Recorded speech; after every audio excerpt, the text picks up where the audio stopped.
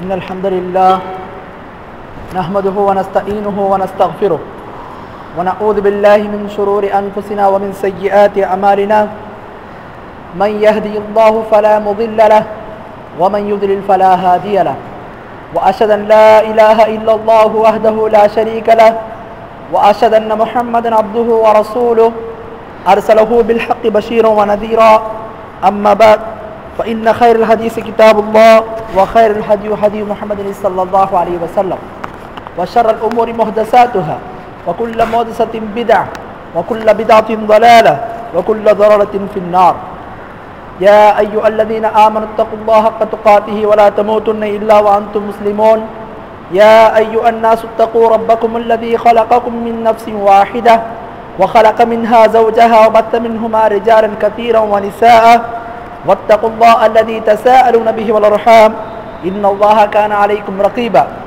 يا أيها الذين آمنوا اتقوا الله وقولوا قولا سديدا يصلح لكم أعمالكم ويغفر لكم ذنوبكم ومن يطع الله ورسوله فقد فاز فوزا عظيما وقال الله تعالى في سورة النساء إن الله لا يغفر أن يشرك به ويغفر ما دون ذلك لمن يشاء. கண்ணியமிக்க அல்லாஹ்வின் நல்லடியார்களே, அல்லாஹ் தஆலாவின் சத்திய மார்க்கமான இந்த இஸ்லாமிய மார்க்கத்தை ஏற்று அந்த மார்க்கத்தை பற்றி அறிந்து கொள்வதற்காக வேண்டி நாம் எல்லாம் சிறப்பான ஒரு தினத்திலே சிறப்பான ஒரு இடத்திலே கூடியிருக்கிறோம். கண்ணியமிக்க அல்லாஹ்வின் நல்லடியார்களே, நாம் கடந்த சில ஜும்மாக்களாக ஒரு மனிதனுக்கு ஏற்படக்கூடிய மரணம் கெட்ட மரணமாக எப்போது அமையும், ஒரு மனிதனுக்கு ஏற்படக்கூடிய முடிவு கெட்ட முடிவாக இருப்பதற்கான காரணங்கள் என்ன என்பதை பற்றி நாம் தொடர்ந்து பார்த்து கொண்டு வந்தோம். அதிலே கடைசியாக ஒரு மனிதன் தௌபா செய்யக்கூடிய விஷயத்திலே அலட்சியமாக இருந்தான் என்று சொன்னால், தௌபா செய்யாமல் அவன் செய்யக்கூடிய பாவங்களுக்கு தௌபா செய்யாமல் மரணித்து விட்டான் என்று சொன்னால், அப்படிப்பட்ட மனிதனுக்கும் ஏற்படக்கூடிய முடிவு கெட்ட முடிவாக இருக்கும். அப்படிப்பட்ட மனிதனுக்கு ஏற்படக்கூடிய மரணம் கெட்ட மரணமாக இருக்கும் என்பதை பற்றி நாம கடந்த ஜும்மாவில் பார்த்தோம். அதற்கு அடுத்ததாக 9வது காரணமாக ஒரு மனிதனுக்கு ஏற்படக்கூடிய மரணம் கெட்ட மரணமாக இருப்பதற்கு கெட்ட முடிவாக இருப்பதற்கான காரணங்கள்ல 9வது காரணம் என்னன்னு சொன்ன தற்கொலை செய்வது. ஒரு மனிதன் இந்த உலகத்தில் அங்கே வாழும்போது அல்லாஹ் கொடுத்த அந்த உயிரை அவன் தன்னுடைய சுய முடிவின்படி என்ன செய்கிறான், அதை முடித்துக் கொள்கிறான், தன்னை மாய்த்துக் கொள்கிறான், தன்னை கொலை செய்து கொள்கிறான். ஆக இப்படி ஒரு மனிதன் தற்கொலை செய்தான் என்று சொன்னால் அதுவும் என்ன, ஒரு மனிதனுக்கு ஏற்படக்கூடிய முடிவுல கெட்ட முடிவாக இருக்கும். இன்னைக்கு தற்கொலையை பொறுத்த வரைக்கும் பார்த்தீங்கன்னு சொன்னா முஸ்லிம்கள் கூட என்ன செய்யறாங்க, இந்த தற்கொலை விஷயத்துல மிகவும் பொறுப்போக்காக இருக்கிறாங்க. சின்ன சின்ன பிரச்சனைகள்ல, தொழில ஏற்படக்கூடிய பிரச்சனைகள்ல, கணவன் மனைவிக்கு வரக்கூடிய பிரச்சனைகள்ல, இப்படி பல விஷயங்கள் என்ன செய்யறாங்க, தற்கொலை செய்து கொள்றாங்க. மார்க்கத்துல தற்கொலை செய்வது என்பது என்ன, மிகப்பெரிய பாவங்கள்ல ஒரு பாவம் என்று இஸ்லாம் நமக்கு தெரியப்படுத்தும். ஆக அந்த பாவத்தை ஒரு மனிதன் செய்கின்றான் என்று சொன்னால் அது அவனுக்கு ஏற்படக்கூடிய முடிவுல கெட்ட முடிவாக இருக்கும், கெட்ட மரணமாக இருக்கும்.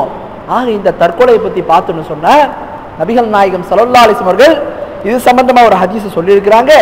புகாரியில 5778வது நம்பர் ஹதீஸ். அந்த ஹதீஸ்ல வருது, அபூ ஹுரைரா ரலியல்லாஹு அன்ஹு அறிவிக்கிறாங்க. அதுல நபிகள் நாயகம் ஸல்லல்லாஹு அலைஹி வஸல்லம் சொல்றாங்க, மன் தரத்தா மின் ஜபலின் ஃபகதல நஃப்ஸஹு ஃபஹுவ ஃபீ நாரி ஜஹன்னம தரத்தா ஃபீஹி காலிதன் முகல்லதன் ஃபீஹா அபதா. ஒரு மனிதன் உயரமான ஒரு இடத்திலிருந்து, மலை போன்ற இடத்திலிருந்து கீழே விழுந்து தன்னுடைய உயிரை மாய்த்துக் கொள்கின்றார் என்று சொன்னால், தன்னுடைய முடிவை அவன் தேடிக்கொண்டார் என்று சொன்னால், அப்படிப்பட்ட மனிதனுக்கு என்னாகும், நரக நெருப்பு இருக்கிறது. அந்த நரக நெருப்பிலே அவன் இருப்பான். யார் ஒருவன் உயரமான இடத்திலிருந்து தன்னுடைய உயிரை மாய்த்துக் கொள்கிறானோ, தற்கொலை செய்து கொள்கிறானோ, அப்படிப்பட்ட மனிதனுக்கு நரகத்திலே வேதனை இருக்கிறது, அவனுக்கு கடுமையான வேதனை இருக்கிறது என்று சொல்லி நபிகள் நாயகம் சாசம் சொல்றாங்க. அந்த வேதனை எப்படிப்பட்ட வேதனை, யதரத்தா ஃபீஹி காலிதன் முகல்லதன் ஃபீஹா அபதா.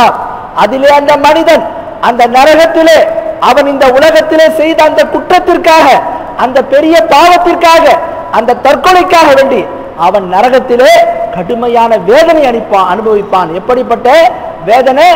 நீண்ட நெடுகாலம், ரொம்ப காலம் என்ன செய்வான்? அவன் நரகத்திலே இந்த வேதனையை அனுபவிப்பான். பிறகு நபிகள் நாயகம் ஸல்லல்லாஹு சொல்றாங்க, வமன் தஅஸ்ஸா சம்மன் ஃபகதல நஃப்ஸஹு ஃபஸம்மஹு ஃபீ யதி யதஹஸ்ஸாஹு ஃபீ நாரி ஜஹன்னம காலிதன் முகல்லதன் ஃபீஹா அபதா. ஒரு மனிதன் இந்த உலகத்திலே வாழும்போது நஞ்சை சாப்பிட்டு, விஷத்தை சாப்பிட்டு தன்னை மாய்த்து கொள்கின்றான் என்று சொன்னால், தன்னுடைய உயிரை அவன் தற்கொலை செய்து கொண்டான் என்று சொன்னால், இப்படிப்பட்ட மனிதன் நாளைக்கு நரகத்தில் என்ன செய்யப்படுவான்? இதே போன்று அவனுடைய கையில என்ன செய்யப்படும்? நரகத்திலே விஷம் அளிக்கப்படும். அதை குடிப்பான். அதன் மூலமாக அவனுக்கு வேதனை அளிக்கப்பட்டு கொண்டே இருக்கும். இதுவும் என்ன, ரொம்ப காலம் நடந்து கொண்டே இருக்கும் என்று சொல்லி நபிகள் நாயகம் ஸல்லல்லாஹு அலைஹி வஸல்லம் சொல்றாங்க. வமன் கதர நஃப்ஸஹு பிஹதீதி ஃபஹுவ யதஹு ஃபீ யதிஹி. நபிகள் நாயகம் ஸல்லல்லாஹு அலைஹி வஸல்லம் சொல்றாங்க, ஒரு மனிதன் தன்னுடைய கையில ஏதேனும் ஆயுதத்தை வைத்து, கூர்மையான ஆயுதத்தை வைத்து தன்னுடைய உடலை அவன் காயப்படுத்தி கொண்டு தற்கொலை செய்து கொண்டான் என்று சொன்னால், நாளை நரக நெருப்பில் என்ன செய்யப்படுவான்? நாளைக்கு நரக நெருப்பிலே இதே போன்ற ஆயுதத்தை அவன் கொண்டு வரப்பட்டு என்ன செய்யப்படுவான்? அவன் தன்னுடைய உடலிலே, தன்னுடைய வயிற்றிலே அதை குத்தி கொண்டு தன்னைத்தானே வேதனைப்படுத்திக் கொள்வான் என்று சொல்லி நபிகள் நாயகம் ஸல்லல்லாஹு அலைஹி வஸல்லம் சொல்றாங்க. ஆக இந்த ஹதீஸ் மூலமாக நமக்கு தெரிய வருகிறது, ஒரு மனிதன் தற்கொலை செய்தான் என்று சொன்னால் அவனுக்கு ஏற்படக்கூடிய முடிவு கெட்ட முடிவாக இருக்கும் என்று சொல்லி நபிகள் நாயகம் ஸல்லல்லாஹு அலைஹி வஸல்லம் அவர்கள் இந்த ஹதீஸின் மூலமாக நமக்கு எச்சரிக்கிறாங்க. ஆக தற்கொலை செய்வது என்பது ஒரு மனிதனுக்கு ஏற்படக்கூடிய மரணத்தை கெட்ட மரணமாக ஆக்கிவிடும். ஒரு மனிதனுக்கு ஏற்படக்கூடிய முடிவை கெட்ட முடிவாக ஆக்கிவிடும் என்பதை இந்த ஹதீஸின் மூலமாக நம்ம பார்க்கிறோம். ஆனா இதையெல்லாம் தெரிந்திருக்கக்கூடிய மனிதன், ஒரு முஸ்லிம் என்ன செய்யறான்? மனிதனுக்கு ஏற்படக்கூடிய சில கஷ்டங்களினால, சில பிரச்சனைகளால் என்ன செய்யறான்? தன்னுடைய உயிரை மாய்த்துக் கொள்றான். இதுதான் முடிவு என்று நினைத்துக் கொள்கிறான். ஆனா என்ன, அவன் தேடிய இந்த கெட்ட முடிவின் பிறகு அவனுக்கு மிகப்பெரிய ஒரு கேடு இருக்கிறது, மிகப்பெரிய ஒரு வேதனை இருக்கிறது என்பதை அவன் அறியாமல் இருக்கிறான் என்பதையும் நாம பார்க்கிறோம். மிக்க அல்லாஹ்வுடையார்களே, இந்த தற்கொலை என்பது ஒரு முஸ்லிமினுடைய வாழ்க்கையில, ஒரு முஸ்லிம் ஆணுடைய வாழ்க்கையா இருந்தாலும் சரி, ஒரு முஸ்லிம் பெண்ணுடைய வாழ்க்கையா இருந்தாலும் சரி, இந்த தற்கொலை என்கின்ற கெட்ட முடிவை யாரும் எப்பொழுதும் எடுக்கக்கூடாது என்பதை நாம விளங்கிக் கொள்ள வேண்டும். ஏனென்று சொன்னால், இது ஒரு மனிதனுக்கு ஏற்படக்கூடிய முடிவை கெட்ட முடிவாக மாற்றி விடுகிறது. அந்த மரணத்திற்கு பிறகு அவனுக்கு கடுமையான வேதனையை இந்த தற்கொலை என்பது என்ன செய்கிறது? ஏற்படுத்தி விடுகிறது என்பதை நம்ம பார்க்கிறோம். ஆக தற்கொலை விஷயத்துல நம்ம கவனமா இருக்கணும். தற்கொலையை பொறுத்த வரைக்கும் நம்ம மக்கள் என்ன வழங்கி வச்சிருக்கிறாங்க? தற்கொலைன்னு சொன்ன ஒரு மனிதன் விஷத்தை சாப்பிடுறான், தூக்க போடுறான், மேல இருந்து கீழே குதிச்சு சாகிறான், இதுதான் தற்கொலை என்று நினைத்துக் கொண்டிருக்கிறோம். இது மாத்திரம் தற்கொலை கிடையாது. ஒருவன் என்ன செய்யறான்? மார்க்கு எதை தடை செய்யுதோ, உதாரணத்திற்கு மது இருக்கிறது, அந்த மதுவை ஒருவன் குடிக்கிறான், அந்த மதுவை குடித்து அதன் மூலமாக அவன் என்ன செய்யறான்? தன்னை அழித்துக் கொள்கிறான். இதுவும் எதுல சேரும்? தற்கொலையில் தான் சேரும். ஒரு மனிதன் என்ன செய்யறான்? போதை வஸ்துகளை உட்கொள்றான், அதனால் அவனுடைய உடல் என்ன ஆகிறது? சீர்கட்டு விடுகிறது. இதனால ஒரு மனிதன் மரணிச்சான்னு சொன்ன அதுவும் தற்கொலையில் தான் சேரும். ஒரு மனிதன் சிகரெட் குடிக்கிறான், புகைப்பிடிக்கிறான், அதன் மூலமாக அவனுக்கு நோய் ஏற்படுகிறது, அதன் மூலமாக அவனுக்கு மரணம் வருகின்றது சொன்னால் அதுவும் தற்கொலை தான். ஆக தற்கொலை என்பது ஒரு மனிதனுக்கு உடனே மரணம் ஏற்பட்டாலும் சரியே, அல்லது ஒரு பொருளை பயன்படுத்துவதன் மூலமாக, ஒரு வழியை தேர்ந்தெடுப்பதன் மூலமாக அவன் கொஞ்சம் கொஞ்சமா செத்து கொண்டிருந்தாலும் அதுவும் தற்கொலையில் தான் சேரும் அப்படின்றத நாம விளங்கிக் கொள்ள வேண்டும். ஆக இந்த மாதிரி விஷயங்கள்ல நம்ம கவனமா இருக்கணும். நமக்கு ஏற்படக்கூடிய முடிவு இந்த மாதிரி தற்கொலையில போய் முடிஞ்சதுன்னு சொன்னா அது நமக்கு கெட்ட மரணமாக இருக்கும் என்பதை நாம விளங்கிக் கொள்ள வேண்டும். அதற்கடுத்து இந்த தற்கொலை சம்பந்தமான சில விஷயங்களை பேசும்போது நாம கொள்கை சம்பந்தமான சில விஷயங்களையும் தெரிந்து கொள்வது மிக அவசியம் வாய்ந்ததாக இருக்கிறது. ஏன்னா இன்னைக்கு பொதுவா தௌஹீத் வட்டாரங்கள்ல, அது ஜமாத்துகளாக இருந்தாலும் சரி, ஜமாத்துல இல்லாத நடுநிலைவாதிகளாக இருந்தாலும் சரி, பொதுவா தௌஹீதுன்னு சொன்னா அவங்க என்ன விளங்கி வச்சிருக்கிறாங்க? ஒரு மனிதன் தற்கொலை செய்து விட்டான் என்று சொன்னால் அவனுக்கு ஜனாசா தொழுகை தொழுகப்படாது, அவனுக்கு ஜனாசா தொழுகை இல்லை என்கின்ற நம்பிக்கையில தௌஹீத்வாதிகள் இருக்கிறாங்க. ஒண்ணு. இரண்டாவது, ஒரு மனிதன் தற்கொலை செய்து கொண்டான் என்று சொன்னால் அவனுக்கு நிரந்தர நரகம் இருக்கிறது, அவன் நிரந்தரமாக நரகத்திலே இருப்பான் என்று சொல்லி நம்பிக்கையில இருக்கிறாங்க. பொதுவா இதுதான் என்ன தௌஹீத்வாதிகள்ட்ட இருக்கக்கூடிய தற்கொலை சம்பந்தமான கொள்கை நம்பிக்கை. இந்த விஷயங்களை நாம சரியாக விளங்கி கொள்ள வேண்டும். ஏன்னு சொன்னா தற்கொலை சம்பந்தமா ஒரு மனிதனை அவனுக்கு ஜனாசா தொழுகை இல்ல, அவன் நிரந்தர நரகவாசின்னு சொன்னா என்ன அர்த்தமாயிடும்? ஒரு மனிதன் தற்கொலை செய்து விட்டான் என்று சொன்னால் அவன் இஸ்லாத்தை விட்டு வெளியேறிடும். ஏன்? யாருக்கு நிரந்தர நரகம் இருக்கிறது? மார்க்கம் யாருக்கு நிரந்தர நரகம்னு சொல்லுது? ஒரு மனிதன் அல்லாஹ்வுக்கு இணை வைக்கிறானா, அல்லாஹ்வை நிராகரிக்கிறானா, நிஃபாக் நயவஞ்சகத்தனம் இருக்கிறதா, இப்படிப்பட்டவங்க என்ன செய்வாங்க? நிரந்தர நரகத்தில் இருப்பாங்க. ஆனா ஒரு மனிதன் தற்கொலை செய்யறான், முஸ்லீமாக இருக்கிறான், அல்லாஹ்வை நம்புறான், இணை வைக்காமல் இருக்கிறான், சில முடிவுகள் என்ன செய்யறான்? அவன் அந்த நேரத்தில் தடுமாறி இந்த பாவத்தை செய்ததன் காரணமாக ஒருவனுக்கு ஜனாசா தொழுகை இல்லை, அவன் நிரந்தர நரகவாசின்னு சொல்றது இது சரியான கொள்கையா? இப்படித்தான் சஹாபாக்கள் சொன்னாங்களா? இதுக்கு பேர் தான் தௌஹீத் கொள்கையா? கண்ணியமிக்க அல்லாஹ்வுடையார்களே, இஸ்லாமிய வரலாறு என்பது இஸ்லாமிய மார்க்கத்தில் ஒரு விஷயத்தை அலசப்படுகிறது. அதை நம்ம பார்க்கிறோம். பார்க்கும்போது சஹாபாக்கள் என்ன சொல்லி இருக்கிறாங்க, தாபீன்கள் என்ன சொல்லி இருக்கிறாங்க என்பதை பற்றி பார்க்கும்போது சஹாபாக்கள் அனைவரும் இதுல ஒருமித்த கருத்துல இருக்கிறாங்க.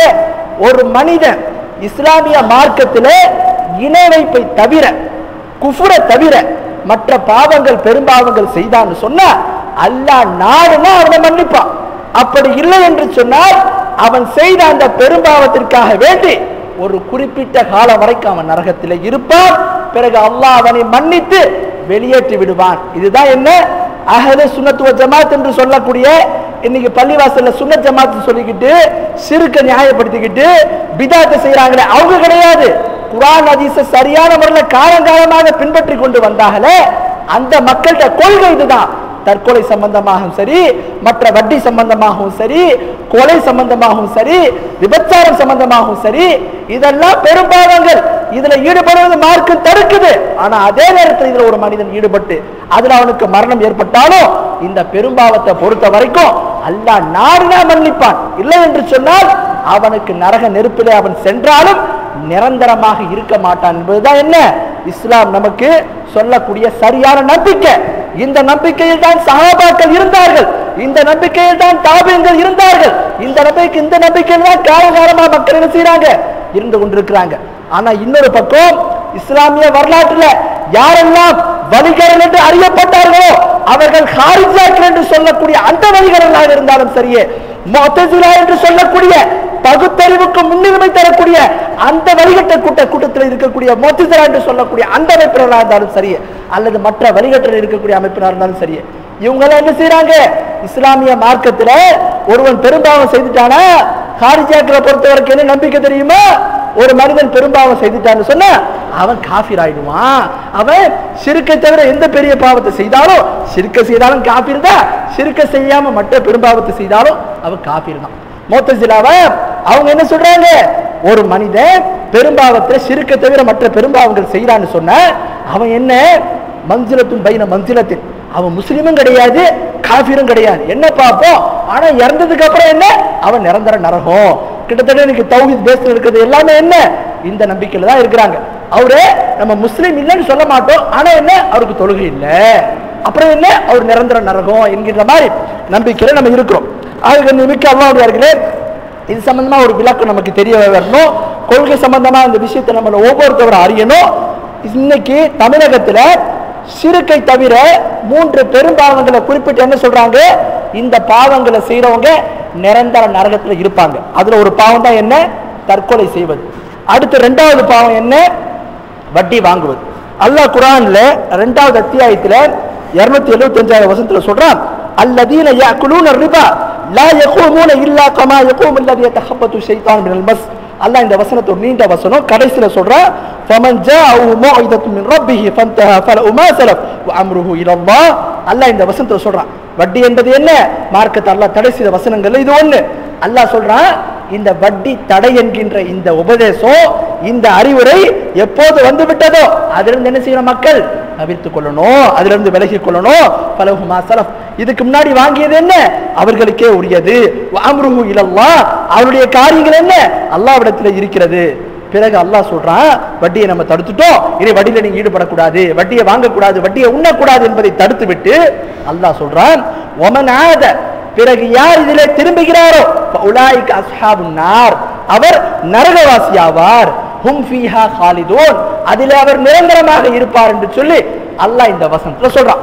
இந்த ஒரு வசனத்தை ஆதாரமாக வைத்து அல்லாஹ் பாருங்க குர்ஆன்ல சொல்லிட்டான், வட்டி வாங்குறவங்க நரகத்துல இருப்பார்கள். எப்படிப்பட்ட நரகம்? காலிதுன், காலிதுன்னு சொன்ன நிரந்தரமாக இருப்பார்கள் என்று சொல்லி மொழியாக்கம் செய்து என்ன செய்யறாங்க, இந்த வசனத்தை ஆதாரமாக வைத்து தற்கொலை செய்யறவங்களும் நிரந்தர நரகவாசி, அது போன்று வட்டி வாங்குறவங்களும் என்ன நிரந்தர நரகத்திற்கே செல்வார்கள் என்று சொல்லி இரண்டாவது இவங்களையும் கொண்டு வருவாங்க. அடுத்து மூணாவது யாரு? அல்லாஹ் குர்ஆன்ல சூரா நிசா என்கிற 4வது அத்தியாயத்துல 93வது வசனத்தை சொல்றான், وَمَن يَقْتُلْ مُؤْمِنًا مُتَعَمِّدًا فَجَزَاهُ جَهَنَّمَ خَالِدًا فِيهَا. அல்லாஹ் சொல்றான், ஒரு இறை நம்பிக்கையாளனே ஒருவன் வேண்டுமென்றே கொன்று விட்டான், ஒரு முஸ்லிமே ஒருவன் வேண்டுமென்றே கொண்டுட்டா அந்த கொன்றானே அந்த கொலையாளி, அவனுடைய கூலி என்ன? அவன் நரகத்திலே இருப்பான். எப்ப இருக்கான்? காலிதன் ஃபியா, அதிலே நிரந்தரமாக இருப்பான். பத்திட்டீங்களா? அல்லாஹ் இங்கே காலிதுன்னு சொல்லிட்டா, அப்போ ஷிர்க்கு எப்படி நிரந்தர நரகம் ஷிர்க்கு செய்யறவனுக்கு இருக்கிறதோ அது போன்று என்ன வட்டி வாங்குறவனும் நிரந்தர நரகம் தான். அதே மாதிரி என்ன பிற முஸ்லிமை கொலை செய்கிறானே அவனும் நிரந்தர நரகம் தான். அதே மாதிரி தான் தற்கொலை செய்யறவன். ஆக ஷிர்க்கோட சேர்த்து இந்த 3 பாவத்தை செய்யறவங்களும் நிரந்தர நரகம். இப்ப பாமர மக்கள் கேட்பாங்க, அல்லாஹ் குர்ஆன்ல காலிதுன்னு தானே சொல்றான், நிரந்தர நரகம் தானே சொல்றான், அப்ப இவங்க சொல்ற கொள்கை சரியா தானே இருக்கிறது, இந்த நம்பிக்கை சரியா தானே இருக்கிறது, அப்போ ஷிர்க்கோட சேர்த்து இந்த 3 பாவத்தை செய்யறவங்க, ஆக இந்த 4 பாவத்தை செய்யறவங்க ஷிர்க்கு, தற்கொலை செய்யறது, வட்டி வாங்குறது, அதே மாதிரி பிற முஸ்லிமை கொலை செய்வது, இந்த 4 பாவத்தை செய்யறவங்க நிரந்தர நரகவாசி. ஆக நம்ம இதை என்ன செய்யணும், இதான் சரியான கொள்கைன்ற மாதிரி என்ன செய்யுது மக்கள்கிட்ட சொல்லப்படுது. மக்கள் என்ன செய்யறாங்க, இது சரி கண்டுக்கிறாங்க. சரி, இந்த 4 பாவம் மட்டும்தான் காலிதுன்ற வார்த்தை வந்துச்சு அரபியில. காலிதுன்னு சொன்னா நிரந்தரம் அர்த்தம், நீண்ட நெடு நாள் நிரந்தரம் 2 அர்த்தமா வரும். அப்ப இந்த இடத்துல இவங்க அந்த அர்த்தத்தை சொல்றாங்க, அவங்க காலங்காலமாக இருப்பாங்க, நிரந்தரமாக இருப்பார்கள். இந்த 4 பாவத்துக்கு மட்டும்தான் குர்ஆன்லயும் ஹதீஸ்லயும் நிரந்தர நரகம்னு வருதா?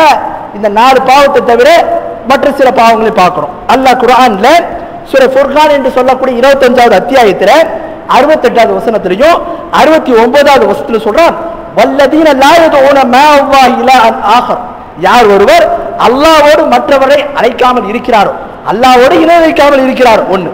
இரண்டாவது, வலா யக்துலூன நஃப்ஸல்லதி ஹர்ரமல்லாஹு இல்லா பில் ஹக், அல்லாஹ் இந்த உலகத்துல மனிதனுக்கு கொடுத்திருக்கான இந்த நஃப்ஸ், அந்த நஃப்ஸை தகுந்த காரணம் இல்லாம கொலை செய்யாமல் இருக்கிறார். தகுந்த காரணம் என்ன?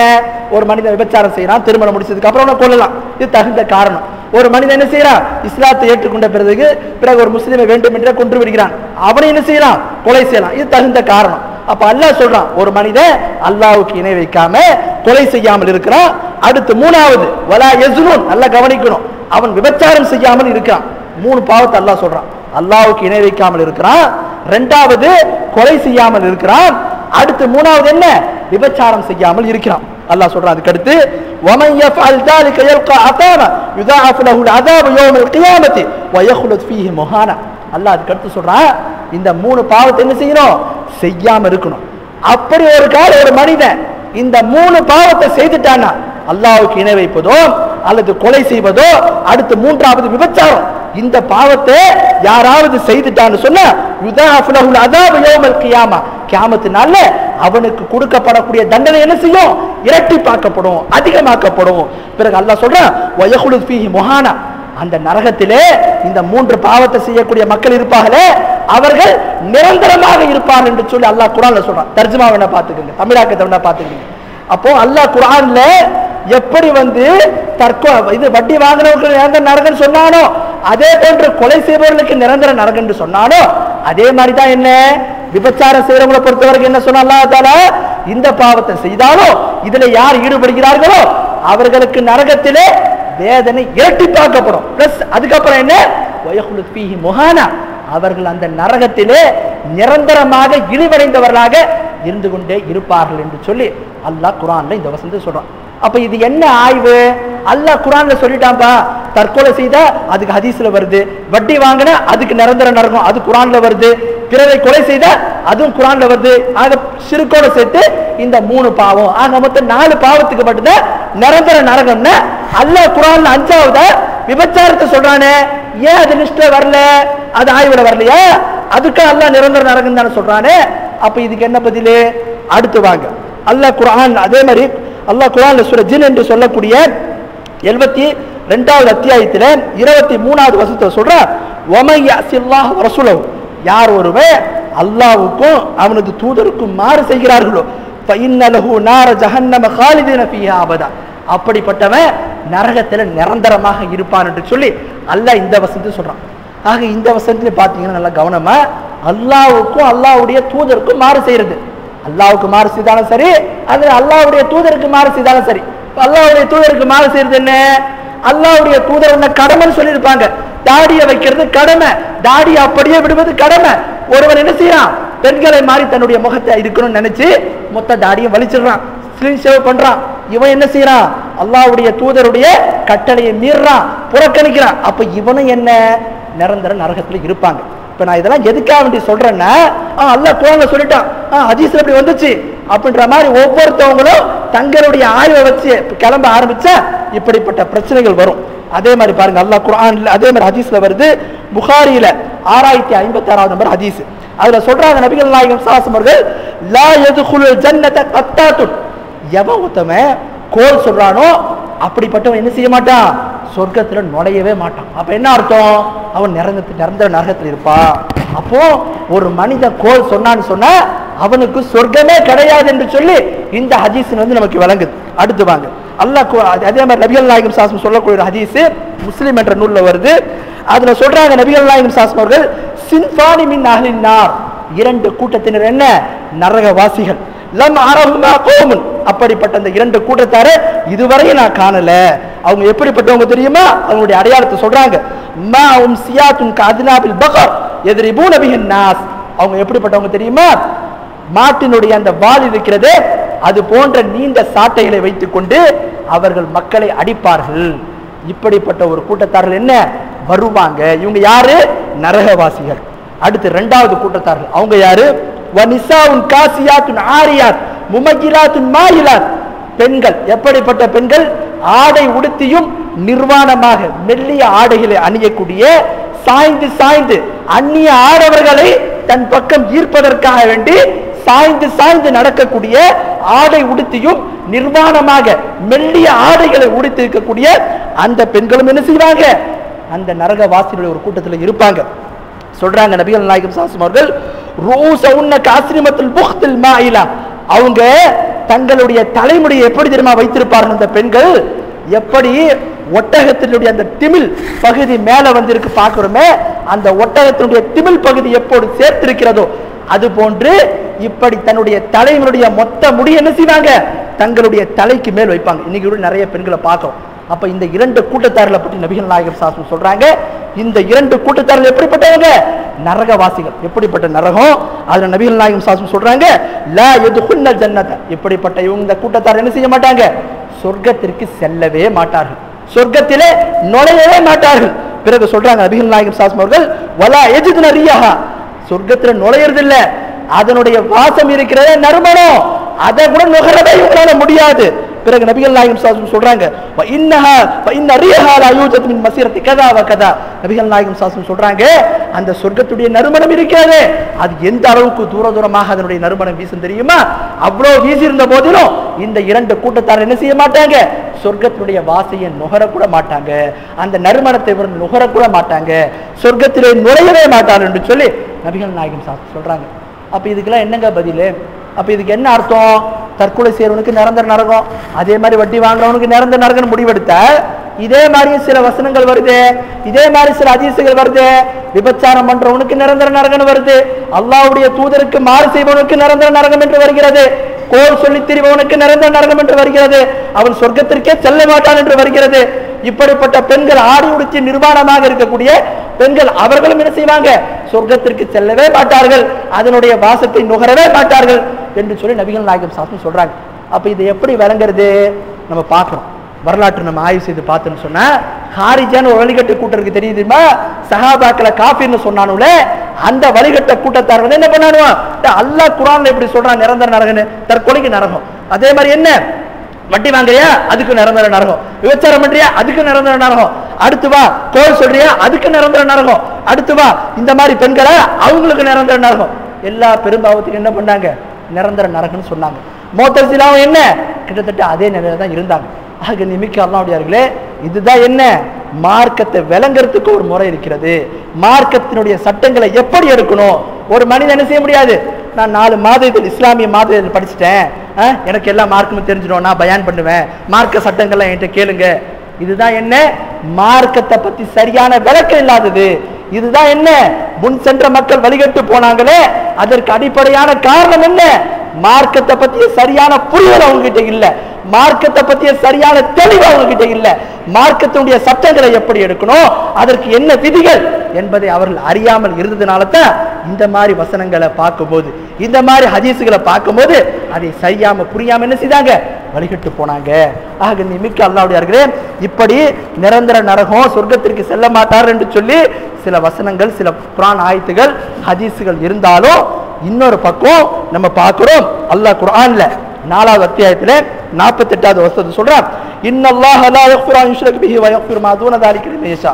நிச்சயமாக அல்லாஹ் தஆலா ஷிர்க்க மன்னிக்கவே மாட்டான். இந்த ஷிர்க்கை விட கீழா நிலையில் இருக்கக்கூடிய மற்ற பாவங்களை அல்லாஹ் நாடினால் மன்னிப்பான் என்று சொல்லி அல்லாஹ் தஆலா குர்ஆன்ல சொல்றான். அதே மாதிரி நபிகள் நாயகம் ஸல்லல்லாஹு அலைஹி வஸல்லம் சொல்றாங்க, புகாரில வரக்கூடிய ஹதீஸ், நாளைக்கு மறுமை நாள்ல அல்லாஹ் கட்டளையிடுவான் என்னவென்று சொல்லி, ஃபமன் வஜத்தும் ஃபீ கல்பிஹி மிஸ்கால தர்ரத்தின் மின் ஈமான் ஃபக்ரிஜூஹு. யாரெல்லாம் நரகத்திலே அவருடைய ஈமானோட அணு அளவு நன்மை இருக்கிறதோ அப்படிப்பட்ட அந்த மக்களை எல்லாம் என்ன செய்யுங்க, நரகத்திலிருந்து வெளியேற்றுங்கள் என்று சொல்லி அல்லாஹ் தஆலா கட்டளையிடுவான் என்பதையும் நம்ம பார்க்கிறோம். அதே மாதிரி சொல்றாங்க நபிகள் நாயகம் ஸல்லல்லாஹு அலைஹி வஸல்லம், ஷஃபாஅத்தி லி அஹ்லில் கபாயிர் மின் உம்மத்தி, என்னுடைய சிபாரிசு என்னுடைய உம்மத்திலே பெரும்பாவங்கள் செய்தார்களே அப்படிப்பட்ட மக்களுக்காக வேண்டி என்னுடைய சிபாரிசு இருக்கிறது என்று சொல்லி நபிகள் நாயகம் ஸல்லல்லாஹு அலைஹி வஸல்லம் சொல்றாங்க. ஆக இந்த மாதிரி வசனங்கள் இவை அனைத்தையும் வைத்துதான் சஹாபாக்கள் சொல்றாங்க, அல்லாஹ் குர்ஆன்ல எங்கெல்லாம் மற்ற பாவங்கள், ஷிர்க்கை தவிர மற்ற பாவங்களுக்கு நிரந்தர நரகம் என்று சொல்கிறானோ அங்க நிரந்தர நரகம் என்று பொருள் கிடையாது. மாறாக அந்த இடத்துல என்ன பொருள் என்று சொன்னால், நீண்ட நெடுகாலம் அவர்கள் இருப்பார்கள், ரொம்ப காலம் அவர்கள் நரகத்தில் இருப்பார்கள். இதை இப்படித்தான் நம்ம விளங்கிக்கணும். அப்படி நம்ம விளங்கவில்லை என்று சொன்னால், எப்படி வழிகாட்டில் இருக்கக்கூடிய காரிஜியாக்கள், முஅ்தஸிலாக்கள் தவறாக விளங்கி மற்ற பாவங்கள் பெரும்பாவங்களை செய்யறவங்களாம் காஃபிர்னு சொன்னாங்களோ அப்படிப்பட்ட விபரீத நிலைக்கு தான் அது நம்மளை கொண்டு போகும் என்பதையும் நபிகள் நாயகம் ஸல்லல்லாஹு அந்த ஹதீஸ்களை வைத்து நமக்கு தெரியப்படுத்துறாங்க. ஆக இதுதான் என்ன, காலங்காலமாக மக்கள்கிட்ட இருக்கக்கூடிய நம்பிக்கை. அல்லாஹ் ஷிர்க்கை தவிர மற்ற பாவங்களை என்ன செய்வான், அவன் நாடினால் மன்னிப்பான். அப்படி இல்லை என்று சொன்னால் அந்த பாவத்தை செய்தவன் அல்லாஹ் நரகத்திலே போட்டாலும் அதிலே அவன் நிரந்தரமாக இருக்க மாட்டான். அல்லாஹ் அவனிடத்தில் இருக்கக்கூடிய அந்த ஈமானினால, அல்லாஹ்வுக்கு இணை வைக்காத அந்த நிலையினால அல்லாஹ் என்ன செய்வான், அந்த மனிதனை கடைசியிலே அவன் செய்த பாவத்திற்குண்டான தண்டனையை அனுபவித்த பிறகு அவனை நரகத்திலிருந்து வெளியேற்றி விடுவான். அதைத்தான் சொல்றாங்க நபிகள் நாயகம் ஸல்லல்லாஹு அலைஹி வஸல்லம் அவர்கள், யாருடைய உள்ளத்தில் அந்த அளவு ஈமான் இருக்கிறதோ அப்படிப்பட்ட மக்கள் என்ன செய்வாங்க, கடைசியிலே நரகத்திலிருந்து வெளியேற்றப்படுவார்கள் என்று சொல்லி நபிகள் நாயகம் ஸல்லல்லாஹு அலைஹி வஸல்லம் சொல்றாங்க. ஆக மார்க்கத்துல இருவிதமான கருத்து நமக்கு வருதுன்னு சொன்னா அதை எப்படி புரிந்து கொள்ள வேண்டும் என்பதையும் மார்க்க நமக்கு தெரியப்படுத்துது. அதுல ஒன்றை ஏற்று ஒன்றை விடாம இரண்டையும் இணைத்து எப்படி அதை நம்ம விளங்கணும் அப்படின்றது தான் நம்ம இதன் மூலமாக பார்க்கிறோம். ஆக நிமிக்க அல்லாஹ்வுடையார்களே, இந்த தற்கொலை சம்பந்தமா நம்ம பார்த்தோம், மற்ற பாவங்கள் சம்பந்தமாக பார்த்தோம். இதுல காலங்காலமா சஹாபாக்கள், தாபீன்கள் எல்லாருடைய கொள்கை இதுதான். அல்லாஹ் தஆலா அந்த மக்கள் செய்யக்கூடிய பாவங்களுக்காக வேண்டி அல்லாஹ் நாடுனா என்ன செய்வான், அவர்களை மன்னிப்பான். இல்லை என்று சொன்னால் நரகத்தில் அவர்கள் சென்றாலும் அதில் அவர்கள் நிரந்தரமாக இருக்க மாட்டார்கள். ஷிர்க் வைக்கிறவங்க தான், நயவஞ்சகத்தனத்தில் இருக்கிறவங்க தான், அல்லாஹ்வை நிராகரிக்கின்றவர்கள் மட்டும்தான் நிரந்தர நரகத்தில் இருப்பார்கள். இதுதான் சரியான கொள்கை அப்படின்றதையும் நாம விளங்கிக் கொள்ள வேண்டும். அடுத்து வாங்க, நம்ம நபிகள் நாயகம் ஸல்லல்லாஹு அலைஹி ஹதீஸ் மூலமாக ஒரு சம்பவத்தை இங்க நம்ம சுட்டி காட்டுறோம். பொதுவா தற்கொலை செய்தவர்களுக்கு என்ன செய்ய மாட்டாங்க, நிறைய பேர் தொழுகை நடத்த மாட்டாங்க, அவர்களை நிரந்தர நரகவாசின்னு சொல்றாங்க. அப்படிப்பட்டவங்களுக்கு நம்ம முஸ்லிம் ஒரு ஹதீஸ் சொல்றோம். நபிகள் நாயகம் ஸல்லல்லாஹு அலைஹி வஸல்லம் மக்காவிலே இருக்கும்போது தௌஸ் என்கின்ற குலத்தைச் சேர்ந்த சமூகத்தைச் சேர்ந்த துஃபைல் இப்னு அமர் என்கின்ற ஒரு சஹாபி வர்றாங்க. வந்து நபிகள் நாயகம் ஸல்லல்லாஹு அலைஹி வஸல்லம் என்ன பண்றாங்க, இஸ்லாத்தை கேட்டு இஸ்லாத்தை ஏற்றுக்கொள்றாங்க. பிறகு நபிகள் நாயகம் ஸல்லல்லாஹு அலைஹி வஸல்லம் அவர்கள் மதீனாவுக்கு ஹிஜ்ரத் செய்து வந்ததுக்கு அப்புறம் அந்த துஃபைல் ரலியல்லாஹு என்ன பண்றாங்க, ஆரம்பத்தில் மக்காவுடைய இஸ்லாத்தை ஏற்றுக்கொண்டு பிறகு போயிடுறாங்க அவங்களுடைய சமூகத்திற்கு. பிறகு நபிகள் நாயகம் ஸல்லல்லாஹு அலைஹி வஸல்லம் ஹிஜ்ரத் செய்து மதீனாவுக்கு போய்விட்டார்கள் என்ற தகவல் கிடைத்த உடனே மதீனாவிற்கு வருகிறார்கள். அவங்களோடு துஃபைல் இப்னு அம்ர் அத்-தௌசி என்ற சஹாபியோடு அவருடைய நண்பர் என்ன செய்றாரு, மதீனாவிற்கு வந்து இஸ்லாத்தை ஏற்றுக்கொள்கிறார். இவங்க ரெண்டு பேருமே இஸ்லாத்தில் இருந்து கொண்டிருக்கிறாங்க. இந்த மாதிரி நிலையில துஃபைல் இப்னு அம்ர் அத்-தௌசி என்ற சஹாபியினுடைய தோழர் இருக்கிறாரு, அவருடைய நண்பர் இருக்கிறாரு. அவருக்கு மதீனாவுடைய கிளைமேட் என்ன ஆகல, சூட் ஆகல. அவர் கடுமையான நோய்வாய்ப்பட்டு விடுகிறார். அந்த கடுமையான நோயின் காரணமாக அதை பொறுக்க முடியாம அவர் என்ன செய்யறார் தெரியுமா, தன்னுடைய கையினுடைய அந்த நரம்புகள் இருக்கிறது அதை அறுத்துக் கொள்கிறார். அந்த மதீனாவுக்கு வந்ததுக்கு அப்புறம் அவரால் ரொம்ப நோய்வாய்ப்பட்டதுனால அவரால் இது முடியல, ரொம்ப சிரமமா இருக்கிறது. உடனே என்ன பண்றாரு, இப்படிப்பட்ட ஒரு முடிவை எடுத்து விடுகிறார். தன்னுடைய நாடு அந்த கை நரம்புகளை அறுத்து விடுகிறார். இதுல என்ன ஆயிடுறாரு, அவருக்கு மரணம் ஏற்பட்டு விடுகிறது. மரணம் ஏற்பட்டதுக்கு அப்புறம் அவங்க என்ன செய்யறாங்க, துஃபைல் இப்னு அம்ர் அத்-தௌசி சில நாட்களுக்கு பிறகு கனவு காண்கிறார்கள். அந்த கனவுல துஃபைல் இப்னு அம்ர் அத்-தௌசி என்ன பண்றாங்க, தன்னுடைய கனவுல அந்த தோழரை பார்க்கறாங்க. தோழரை பார்த்ததுக்கு அப்புறம் கேட்கிறாங்க, தோழரே உங்களுடைய நிலை என்ன, நீங்கள் எப்படி இருக்கிறீர்கள் என்று சொல்லி கேட்கிறாங்க. அப்போ அந்த நபர் சொல்றாங்க, நான் நன்றாக இருக்கிறேன், நான் செய்த ஹிஜ்ரத்தின் காரணமாக, நான் கொண்ட நம்பிக்கையின் காரணமாக அல்லாஹ் என்ன மன்னிச்சுட்டான். பிறகு துஃபைல் இப்னு அம்ர் அத்-தௌசி என்ற சஹாபி அந்த நபர்கிட்ட கேட்கிறாங்க, தோழரே நீங்கள் ஏன் உங்களுடைய கைகளை மறைத்துக் கொண்டிருக்கிறீர்கள் என்று சொல்லி கேட்கிறாங்க.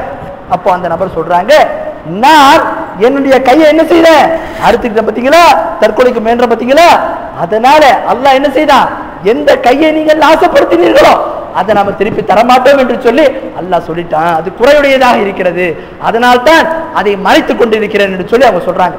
இதோட முடிஞ்ச பிரச்சனை இல்லை. என்ன பண்றாங்க, துஃபைல் இப்னு அம்ர் அத்-தௌசி நபிகள் நாயகம் ஸல்லல்லாஹு அலைஹி வஸல்லம் வர்றாங்க. வந்து சொல்றாங்க, இந்த சம்பவத்தை எல்லாத்தையும் சொல்றாங்க. சொன்னதுக்கு அப்புறம் நபிகள் நாயகம் ஸல்லல்லாஹு அலைஹி வஸல்லம் அல்லாஹ்விடத்துல துஆ செய்றாங்க, அல்லாஹும்ம வலியதைஹி தக்ஃபிர், அல்லாஹ் அவருடைய இரண்டு கரங்களையும் நீ மன்னித்து விடு, அவர் செய்த இந்த பாவத்தை நீ மன்னித்து பொறுத்துக்கொள் என்று சொல்லி என்ன செய்யறாங்க, அல்லாஹ்விடத்துல அவருக்காக வேண்டி பாவ மன்னிப்பு தேடுறாங்க. என்ன விளங்குது, பொதுவா ஜனாசா தொழுகைனா என்ன செய்வோம், நம்ம ஜனாசா தொழுகையில நம்ம என்னங்க கேட்போம், இறந்தவங்களுக்காக வேண்டி அல்லாஹ்விடத்துல பாவ மன்னிப்பு கேட்போம். அதைத்தான் நபிகள் நாயகம் ஸல்லல்லாஹு அலைஹி வஸல்லம் என்ன பண்றாங்க, இந்த நபருக்கு கேட்கிறாங்க. இந்த ஹதீஸ முஸ்லிம்ல வந்து வருது நம்ம பார்க்கிறோம். இந்த ஹதீஸிற்கு தலைப்பு யார் கொடுத்தாங்க தெரியுமா, இமாம் நவவின்னு சொல்லக்கூடிய ஒரு அறிஞர், ரியாது சாலிஹின் என்று சொல்லக்கூடிய அந்த ஹதீஸ் நம்ம படிச்சிருப்போம், அதை தொகுத்தவங்க மிகப்பெரிய ஒரு அறிஞர். அவங்க என்ன பண்றாங்க, முஸ்லிம்ல வரக்கூடிய எல்லா ஹதீஸுக்கும் அவங்க தான் தலைப்பு வைத்தாரு. அந்த தலைப்பு என்ன தெரியுமா வைக்கிறாங்க, பாபு தலீலி அலா அன்ன காத்திர நஃப்ஸிஹி லா யக்ஃபுர். சொல்றாங்க, யார் ஒருவர் தற்கொலை செய்து கொள்வாரோ அவரை காஃபிர் என்று சொல்லக்கூடாது, அவர் இஸ்லாத்தை விட்டு வெளியேற மாட்டார் என்பதற்கான ஆதாரம் என்று சொல்லி இந்த ஹதீஸை கொண்டு வர்றாங்க. அப்ப இது நமக்கு என்ன விளங்குது, நமக்கு முன் சென்ற மார்க் அறிஞர்கள் எப்படி விளங்கி வைத்திருக்கிறார்கள், இந்த மாதிரி பாவத்தை செய்யறவங்க தற்கொலை செய்திருந்தாலும் அவங்க என்ன ஆயிட மாட்டாங்க, இஸ்லாத்தை விட்டு வெளியேறிட மாட்டாங்க, அவங்க நிரந்தர நரகவாசின்னு சொல்றது சரியான கொள்கை இல்லை அப்படின்றதுதான் மார்க் அறிஞர் நமக்கு பதிவு செய்து தராங்க. ஆக இதுதான் சரியான கொள்கை. இந்த கொள்கைக்கு மாற்றமாக அவங்கள நரகவாசின்னு சொல்றது, நிரந்தர நரகத்தில் இருப்பார் என்று சொல்வது, அவர்களுக்கு தொழுகை இல்லை என்று சொல்வது காரிஜியாக்கள் மற்றும் முத்தசிலா போன்ற வழிகட்ட கொள்கை என்பதையும் நமக்கு தெளிவுபடுத்திருக்கிறாங்க. ஆக இது தொடர்பான விஷயத்துல நம்ம சரியான கொள்கையை நம்ம செயல்படுத்தணும். மார்க்கத்துல இப்படிப்பட்ட நம்பிக்கையும் எப்படி அல்லாஹ்வை நம்புவது முக்கியமோ, அல்லாஹ்வுடைய மார்க்கத்தில் இருக்கக்கூடிய மார்க்க சட்டங்களை அதை நம்புறது என்ன, அல்லாஹ் சொன்ன அடிப்படையில் தான். ஒரு மனிதனுடைய ஈமான தீர்மானிப்பதும், ஒரு மனிதனுடைய அவங்கிட்ட குஃபர் இருக்கிறது என்பதை தீர்மானிப்பது என்ன, மார்க்கத்தினுடைய சரியான அடிப்படையில் இருக்கணும், சரியான அளவுல இருக்கணும். மனம் போன போக்கில் இவன் காஃபிர் அவன் முஸ்லிம் என்கின்ற மாதிரி என்ன செய்ய முடியாது, தீர்மானிக்க முடியாது. ஆகிய தொடர்பான விஷயத்துல நம்ம பார்த்த வகையில அல்லாஹ் தஆலா சொன்ன மார்க்கத்தில் இப்படிப்பட்ட ஷிர்க்கை தவிர மற்ற பாவங்களை செய்பவர்களை காஃபிர் என்று சொல்வது, அவர்களை நிரந்தர நரகவாசிகள் என்று சொல்வது வழிகட்ட கொள்கை, அது உண்மையான தௌஹீத் இல்லை என்பதையும் நாம விளங்கிக் கொள்ள வேண்டும். ஆக இது தொடர்பான விஷயத்துல அல்லாஹ் நம் அனைவருக்கும் சரியான தெளிவை ஏற்படுத்த வேண்டும் என்று பிரார்த்தித்தவனாக என்னுடைய முதல் ஜும்மாவை நிறைவு செய்கிறேன். ஆனா அகூலு கௌலி ஹாதா வலக்கும் மசாயில் முஸ்லிமீன் வாஸ்தக்ஃபிருல்லாஹ் வலக்கும் மசாயில் முஸ்லிமீன்.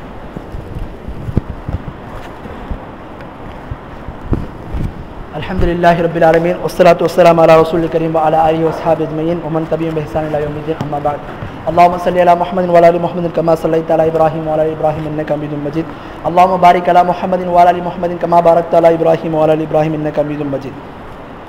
கண்ணியமிக்க அல்லாஹ்வின் நல்லடியார்களே, நாம மார்க்கத்தில் சில விஷயங்களை பார்த்தோம். இரண்டு விதமான கருத்துக்களை வந்து சொன்னதை நம்ம எப்படி விளங்கிக் கொள்ள வேண்டும், முன் சென்ற அறிஞர்கள் இதில் எப்படி சொன்னாங்க, சரியான நம்பிக்கை என்ன என்பதை பற்றி நாம தொடர்ந்து பார்த்தோம். அதற்கடுத்து இது தொடர்பான இன்னொரு விஷயத்தை இங்க தெளிவுபடுத்த வேண்டியிருக்கு.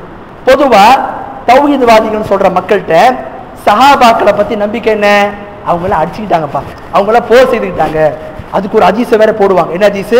புகாரில் வரக்கூடிய ஹதீஸ். நபிகள் நாயகம் ஸல்லல்லாஹு அலைஹி வஸல்லம் சொல்றாங்க, லா தர்ஜிஉ பஅதி குஃபாரா யத்ரிபு பஅதுக்கும் ரிகாப பஅத். எனக்கு புறவு நீங்கள் ஒருவருக்கு ஒருவர் என்ன செய்ய வேண்டாம், அடித்துக் கொண்டு சண்டையிட்டுக் கொண்டு உங்களுடைய கழுத்தை வெட்டி கொண்டு என்ன செய்ய வேண்டாம், காஃபிர்களாக ஆகிவிட வேண்டாம் என்று சொல்லி நபிகள் நாயகம் ஸல்லல்லாஹு அலைஹி வஸல்லம் இந்த ஹதீஸை சொல்றாங்க. இந்த ஹதீஸை ஆதாரமா வச்சு இன்னைக்கு நம்மகிட்ட என்ன சொல்லப்படுது பாத்தீங்களா? நபிகள் நாயகம் ஸல்லல்லாஹு அலைஹி வஸல்லம் என்ன சொன்னாங்க, எனக்கு பிறகு சண்டை போடாதீங்க, சண்டை போட்டு காஃபிர் ஆயிரன்னு சொன்னாங்க. ஆனா சஹாபாக்கள் பாத்தீங்களா தங்களுக்குள்ள சண்டையிட்டு கொண்டாங்க. இது யார் சொல்லுவா? ஷியா சொல்லுவான். ஏன்? அவனுக்கு சஹாபாக்களை பிடிக்காது. ஏன்?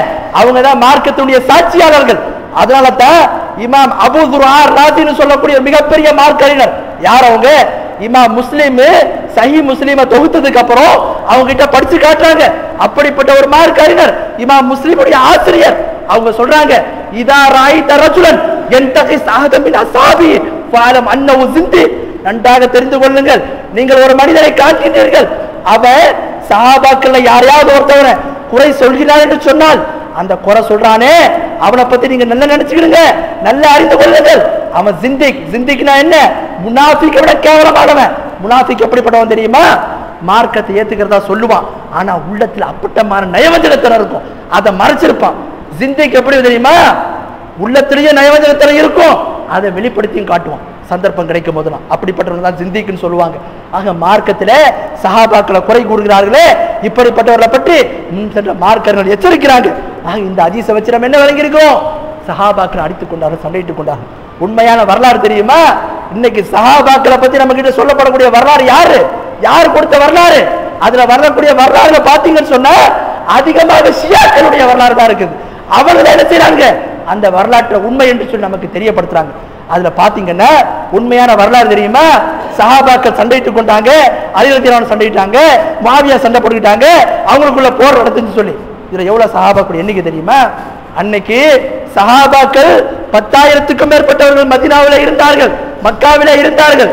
ஆனா இந்த சண்டையில நீங்க பாத்தீங்கன்னு சொன்னா வரலாற்றை பதிவு செய்யக்கூடிய சுஃபியான் அத்-தௌரின்னு சொல்லக்கூடிய இப்னு சீரின்னு சொல்லக்கூடிய மிக முக்கியமான ஒரு தாபி இப்னு சீரின், அவங்க சொல்றாங்க, சஹாபாக்கள் சண்டையிட்டு போடும்போது எவ்வளவோ சஹாபாக்கள் இருந்தார்கள், ஆனா அந்த சண்டையில நீங்க பாத்தீங்கன்னு சொன்னா 30 பேர் கூட வரமாட்டாங்க, மிக குறைவானவர்கள் இருந்தார்கள். அது ஷைத்தானுடைய சூழ்ச்சி. இப்படிப்பட்ட ஒரு நிலை ஏற்பட்டது. அடுத்து வாங்க, இது இன்னொரு பக்கம் இன்ஷாஅல்லாஹ் வரலாற்று ரீதியா பேசுறது.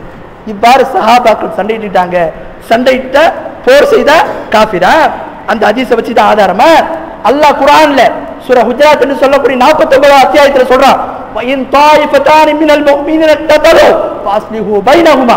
அல்லாஹ் குர்ஆன்ல சொல்றா, இறை நம்பிக்கையாளர்கள் இரு சாரார் தங்களுக்குள்ளே சண்டையிட்டுக் கொண்டால், போர் செய்து கொண்டால் அவங்களுக்குள்ள சமாதானத்தை ஏற்படுத்துங்க. அல்லாஹ் குர்ஆன்ல சொல்றான், போர் செய்த சண்டையிட்டுக் கொண்ட யாரு? இறை நம்பிக்கையாளர்கள் இரு சாரார்.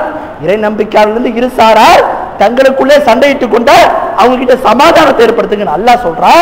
அல்லாஹ்வே குர்ஆன்ல சொல்றா, சண்டையிட்டாலும் என்ன, போர் செய்தாலும் என்ன, காஃபிர் ஆக மாட்டாங்க. நபிகள் நாயகம் ஸல்லல்லாஹு அலைஹி வஸல்லம் ஒரு ஹதீஸ்ல சொல்றாங்க, புகார்ல வரக்கூடிய ஹதீஸ், ஒரு ஜும்மா பயான்ல மக்கள்கிட்ட சொல்றாங்க, தன்னுடைய பேர குழந்தையான ஹசன் ரலியல்லாஹு அன்ஹு பக்கத்துல வச்சு சொல்றாங்க, இன்னப்னி ஹாதா சையத், மக்களே என்னுடைய இந்த பேர குழந்தை இருக்கிறாரே, அல்லாஹ் தஆலா இந்த ஹசன் ரலியல்லாஹு அன்ஹுவை கொண்டு முஸ்லிம்கள்ல இரு சாரார் ஒரு காலத்திலே சண்டையிடுவார்கள், அந்த முஸ்லிம்களுடைய இரு சாராருக்கு மத்தியில இவங்க சமாதானத்தை ஏற்படுத்துவாங்க. அது எப்ப நடக்குது? முஆவியா ரலியல்லாஹு அன்ஹு அவர்களுக்கும் ஹசன் ரலியல்லாஹு அன்ஹுக்கும் என்ன சண்டை நடக்கும் போது மிகப்பெரிய ஒரு போர் நடக்க ஆயத்தமாகுது. அப்ப அந்த நேரத்தை அவங்க யோசிக்கிறாங்க, ஹசன் ரலியல்லாஹு என்ன பண்றாங்க, இந்த கிலாஃபத்னால தான் இவ்வளவு பிரச்சனையா, என்ன பண்றாங்க, முஆவியா ரலியல்லாஹு அன்ஹு ஒப்படைக்கிறாங்க, நான் உங்களை கலீஃபாவாக ஏற்றுக்கொள்றேன். அப்ப நபிகள் நாயகம் ஸல்லல்லாஹு அலைஹி வஸல்லம் முன்னறிவிப்பு செய்யறாங்க, முஸ்லிம்கள் இருந்து இரு சாரார் சண்டையிட்டுக் கொள்வார்கள். ஆக சண்டை போறதுனால, போர் செய்யறதுனால என்ன ஆயிட மாட்டாங்க, காஃபிர் ஆயிட மாட்டாங்க. அப்ப நபிகள் நாயகம் ஸல்லல்லாஹு அலைஹி வஸல்லம் சொன்னாங்களே, எனக்கு பிறகு நீங்கள் சண்டையிட்டுக் கொண்டு காஃபிர் ஆகிவிடாதீர்கள், அதை நேரடி பொருளை விளங்கக்கூடாது. அதான் நம்ம சொல்றோம், மார்க்கத்தை விளங்குறதுக்கு ஒரு அணுகுமுறை இருக்கிறது, அதை நம்ம என்ன செய்ய முடியாது, ஒவ்வொருத்தவங்களும் அப்படியே விளங்க முடியாது. அதனால தான் நம்ம பார்க்கிறோம், அப்துல்லா பின் மசூத் ரலியல்லாஹு அன்ஹு சொல்றாங்க, சஹாபி, இன்னமல் இல்மு பித்தஅல்லும். கல்வி என்பது என்ன தெரியுமா? 4 புக்க படிக்கிறதால கிடைக்காது. இன்னமல் இல்மு பித்தஅல்லும். கல்வி என்பது எப்படி தெரியுமா கிடைக்கும்? ஒரு மனிதன் இன்னொரு மனிதன் கற்பதன் மூலமாக. ஒரு ஆசிரியர் தான் கல்வி எடுக்கணும், ஒரு ஆசிரியர் மூலமாக தான் மார்க்கத்தை எடுக்கணும். ஆனா தமிழகத்தை மார்க்கத்தை சொல்றதுக்கு அளவுகளே கிடையாது. ஒருத்தர் இன்ஜினியர் ஆகணுமா, அவனுக்குன்னு சில ரூல்ஸ் இருக்கு. டாக்டர் படிக்கணுமா, அதுக்கும் சில வழிமுறை இருக்கிறது. ஆனா மார்க்கத்தை சொல்றதுக்கெல்லாம் வழிமுறைலாம் கிடையாது. யாருனாலும் என்ன செய்யலாம், எப்படினாலும் சொல்லலாம். அதனால தான் இவ்வளவு பிரச்சனைகள் நம்ம கிட்ட இருக்கிறது. ஆக நிமிக்க அல்லாஹ்வுடையார்களே, இந்த மாதிரி விஷயத்துல நமக்கு சரியான தெளிவு வேணும். மார்க்கத்தை அதை புரிந்து கொள்வதற்கான முறைகளை நம்ம புரியணும். அது நமக்கு மார்க்கர்கள் தெரியப்படுத்திருக்கிறாங்க. அந்த வழியில் நம்ம போனோம்னு சொன்னா நமக்கு முன் சென்ற வழிகேடுகள் சென்ற பாதையிலிருந்து நம்ம காப்பாற்றிக் கொள்ள முடியும். அப்படி இல்லை என்று சொன்னால் அந்த வழிகட்டான பாதையில தான் நாமளும் செல்ல வேண்டியது வரும். அல்லாஹ் பெருமான விஷயத்துல சரியான புரிதலை விளக்கத்தை நம்ம ஒவ்வொருத்தருக்கும் அளிப்பானா. ஆனா அக்கூலு கௌலி ஹாதா வலக்கும் வஸாலி முஸ்லிமீன் இபாதல்லாஹ் ரஹிமனி வரஹிமகுமுல்லாஹ் இன்னல்லாஹ் யஅமுரு பில் அத்லி வல் இஹ்சானி வ ஈதாஇ தில் குர்பா வ யன்ஹா அனில் ஃபஹ்ஷாஇ வல் முன்கர் வல் பகி யஇதுக்கும் லஅல்லக்கும் ததக்கரூன் உذ்குருல்லாஹ யذ்குருக்கும் வதுஊஹு யஸ்தஜிப் லக்கும் வ லذிக்ருல்லாஹி தஆலா அவுலா வ தம்மு வ அஸ்ஸு அக்பர்.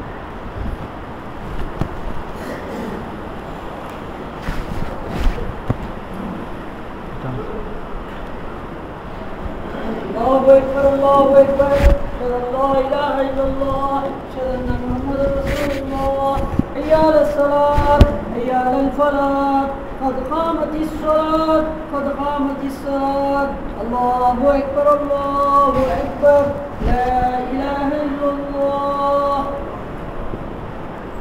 சஃபரை நேரம் நெருக்கமாய்த்துக் கொள்ளும்.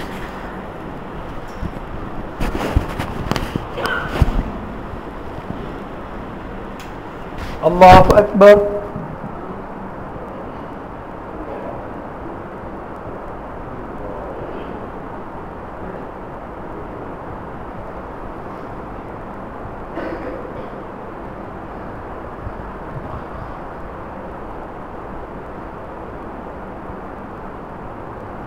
الحمد لله رب العالمين الرحمن الرحيم مالك يوم الدين إياك نعبد وإياك نستعين اهدنا الصراط المستقيم صراط الذين أنعمت عليهم غير المغضوب عليهم ولا الضالين.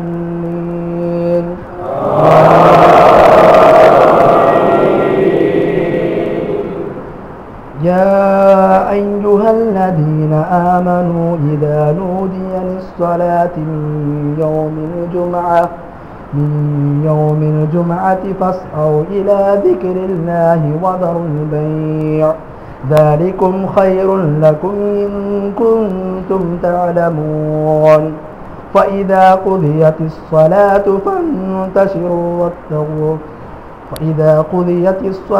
فانتشروا وابتغوا من فضل الله واذكروا الله كثيرا لعلكم تفلحون.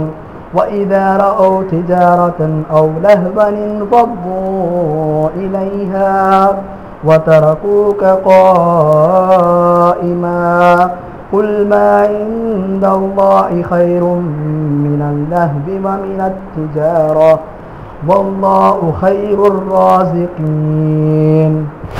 الله أكبر.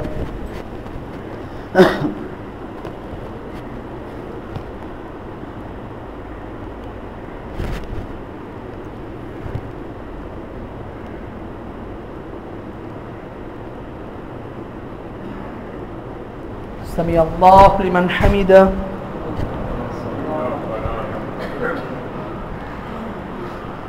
الله أكبر.